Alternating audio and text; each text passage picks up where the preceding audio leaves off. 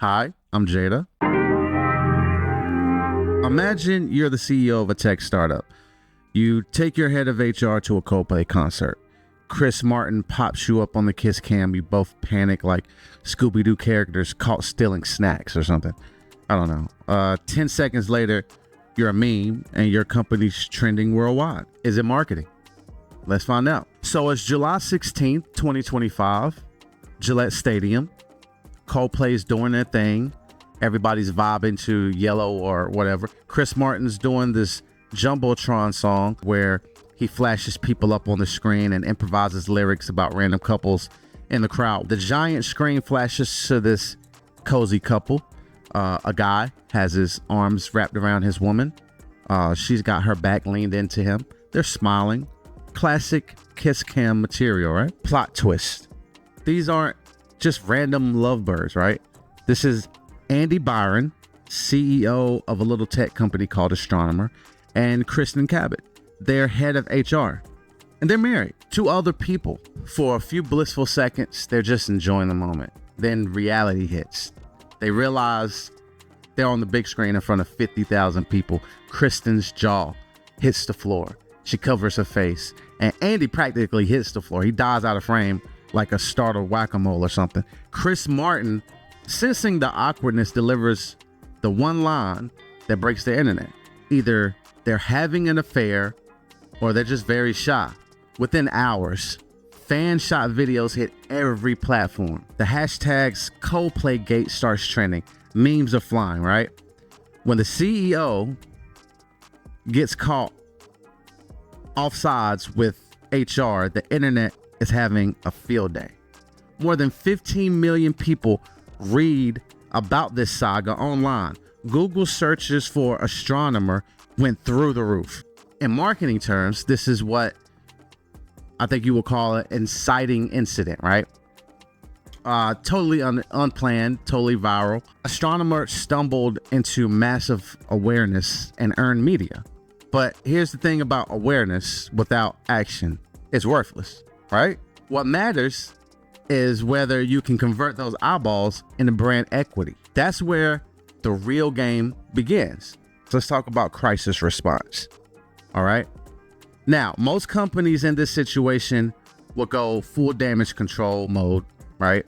Apologize, fire people, hunker down, pray that this whole thing blows over. And honestly, Astronomer did kind of start there. They put Byron and Cabot, I think that's how you say her last name, Cabot, on leave immediately, launched an internal investigation, put out one of those corporate statements about leaders setting the standard of conduct, and you know the drill. Within a week, both executives have resigned, just gone, right? The interim CEO, Pete DeJoy, this 20-something co-founder, steps up and posts on LinkedIn acknowledging, I think he said something like intense scrutiny that they're under. He called the viral spotlight moment unusual and surreal for a company in their small corner of the data and AI world. Then he said something I think was very interesting. I would have never have wished for it to happen like this, but Astronomer is now a household name. That's the mindset shift. Instead of just trying to survive the scandal, they're thinking about how to use it. Before you can spin, you need to clean up. Modern audiences have incredible BS detectors. If you pretend nothing happened, they will drag you. Astronomer's quick disciplinary action established a baseline of integrity. This is what made what came next actually palatable, okay? But Astronomer, they decided that merely surviving wasn't enough. They wanted to flip this bizarre spotlight into something positive, okay? And what they did next was crazy, right? Gwyneth Paltrow, maximum effort and narrative hijacking. How do you one-up a scandal? Astronomer answers this. Meet it with a spectacle. Behind the scenes, Pete DeJoy had an ace up his sleeve. He reached out to Maximum Effort, which is Ryan Reynolds' creative agency. The people behind all those viral aviation gen ads. If there ever was a moment for Renault's brand of fast advertising, this was it, right? But they needed the perfect star for this satirical response, and they found her. It was, of all people, Beyonce's best friend, Gwyneth Paltrow. This casting choice is, chef's kiss perfect. Not only is she an A-list celebrity, but she's also Chris Martin's ex-wife. The irony is just irresistible. Who better to clean up a mess from a Coldplay concert than the Coldplay singer's former spouse? That's crazy. That's brilliant. According to reports, when Astronomer pitched the idea to Paltrow, she thought it was hilarious and agreed. The whole thing came together in just days. On July 25th, barely 9 days after the kiss cam incident, Astronomer drops this 1-minute video that left the internet absolutely gobsmacked, right? Never actually used that word before. I like that. All right, let me. It opens with Gwyneth Paltrow sitting at a desk, and that signature calm, deadpan tone. She says, "I've been hired on a very temporary basis to speak on behalf of 300 plus employees at Astronomer." Right away, you know that this isn't going to be a normal apology video. This is a wink to the viewer, right? Here's where it gets a little, I feel like, brilliant. Paltrow never once mentions the kiss cam or the scandal. Then comes the comedic jujitsu. A question flashes on the screen, clearly echoing the internet's collective shock. Oh my God, what the actual f-? Paltrow gives this sly smile and responds, "Yes, Astronomer is the best place to run Apache Airflow."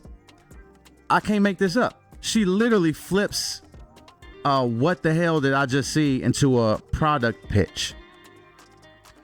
Throughout the video, she continues this pattern, completely ignoring the elephant in the room while technically answering questions about data workflow automation. It's dry, it's witty, and everyone is clearly in on the joke. The meta humor is incredible. Here's Beyonce's best friend acting as if the burning questions everyone has is about this obscure software company's products. A company that's now infamous because of her ex-husband's concert. Then the video ends with Paltrow, "Thank you for your interest in Astronomer." It's pitch perfect. Not defensive, not overly apologetic, just hilariously self-aware. This is called narrative hijacking. They took the conversation about an affair and redirected it into their value proposition. They leveraged surprise, novelty, an A-list celebrity, plus a tech niche that equaled instant shareable, right? They used humor as a tension release, kind of like self-deprecation, to disarm people's outrage and anger. They borrowed authority bias, right? People trust known faces. They reframed the entire story, redirecting affair searches to workflow automation. What is the result? What did the data show? And oh boy, did this gamble pay off. The Paltrow video went mega viral. This time in a good way. Over 36 million views across platforms, around 149,000 likes. For context, Astronomer's typical tweets used to get like maybe 50 likes. Suddenly they're getting like 64,000 likes on a single post. But it's not just the metrics. It's not just vanity metrics. Website traffic had spiked by an estimated 15,000%. Their social engagement went from 150 likes per post, tens of thousands.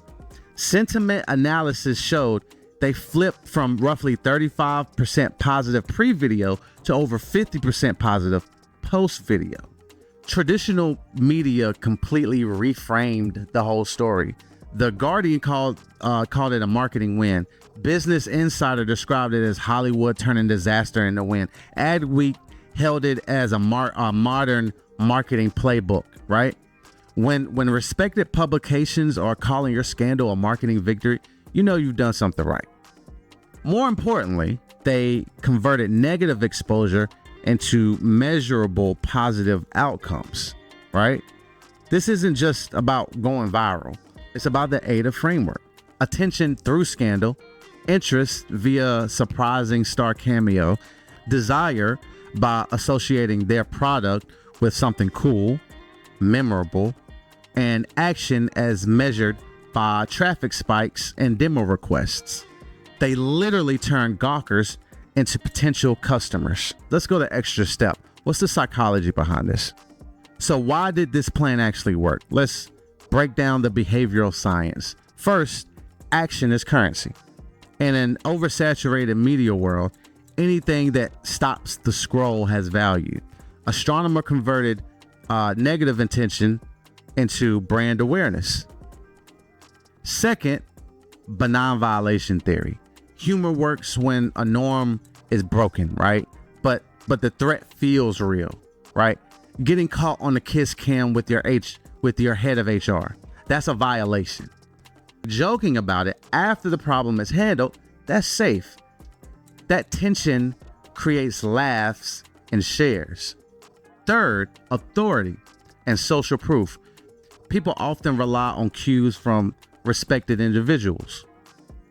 Finally, the framing effect. By reframing the scandal around their product, Astronomer anchored the news story to their own value proposition, right? Here's the crucial part. This only worked because they handled the serious stuff first. They didn't make light of the workplace misconduct. Only then did they make jokes, right? It's like your friend hurts himself, they trip and fall. Some people, like myself, would laugh anyway. If they'd gone straight to comedy without addressing the real issue, it would have backfired spectacularly. You're probably not going to have a Coldplay kiss cam scandal anytime soon. There is lessons here for anyone building a brand online. I would say lesson one is, if you're married, cheat. I'm sorry. First, don't waste the spotlight, right? Unexpected virality is rare. Whether it's a shout out, a controversy, or viral fail, think about this. How can this feed my core message? Astronomer turned millions of nosy people into potential customers. Millions of rubberneckers into potential, that sounded racist. Second, fix the real issue first. Without addressing the misconduct swiftly, their humor would have looked very callous. Authenticity matters. You earn your permission to joke by handling the serious stuff first, seriously. Third, speed plus relevance. The internet moves fast, right? Astronomer struck within a week. That was enough time to show thoughtfulness, but not so slow that the story went stale. Your window to turn these things around are extremely short. Fourth, collaborate with professionals. You're more than likely not going to have Ryan Reynolds on speed dial, but you can partner with comedians, designers, or fellow creators who complement your skill set. You can partner with me. I know a lot about marketing. I could possibly help you out. sixdosegroup.co. Fifth, tie everything back to value. Every laugh line in that ad was also a product message. That's the difference between a viral moment and a marketing win. Remember that in the attention economy, right? The only thing worse than bad publicity is wasted publicity. Was this chaos or a calculated genius? Honestly, I think that it's both. Astronomer turned a mortifying moment into the marketing pivot of the year, right? They went from scandal to case study in 1 week. The lesson here, you can't control what happens to you. Sometimes fate drops your drama on a jumbotron, but you can control your reaction. And when the spotlight hits, you got a choice: freeze or put on a show. Astronomer chose the show. Now, I want to hear from you. What other brands have you seen turn chaos into strategy? Drop some examples in the comments. Your suggestions might be the next episode. Hit the subscribe button. for more marketing breakdowns that make you go, wait, how did they pull that off? And until next time, remember, when life hands you a scandal, sometimes the best response is Gwyneth Paltrow. Peace.